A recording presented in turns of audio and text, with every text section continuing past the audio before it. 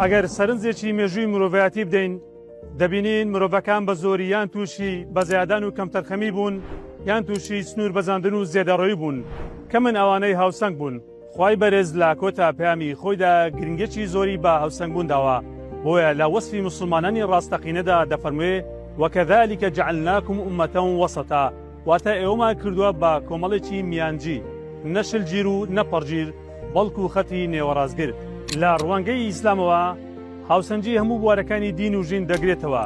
لە بووناسی و تێڕوانین و بیر و بڕواوە بۆ هەموو جوم و جۆڵ و چاڵاچی و هەڵسوکەوتەکان کەواتە بە ئەندازەی ئەوەی لە قورئان تێدەگەین و پێدەگەین و بە ئەندازەی ئەوەی پێڕەوی لە ڕێبازی پێغەمبەری کۆتایی صلی الله علیه وسلم دەکەین ئەوەندە مسلمانەتێکی تێر و تەواو هاوسەنگمان دەبێت و بە ئەندازەی ئەوەش کە لەیان لا دەدەین هاوسەنگیمان لە دین و ژیندا تێک دەچێت و کرسی و کاڵی و هەڵە و پەڵەی تێدەکەوێت. نووسەر و بیرمەندی کورد مامۆستا عەلی باپیر لە دوو توێی کتێبێکدا بە ناوی هاوسەنگی بەوردی ئەم بابەتی توێژیوەتەوە و هۆکار و چارەسەرشی بۆ دەردی کوشندەی پەڕگیری خستووەتە ڕوو.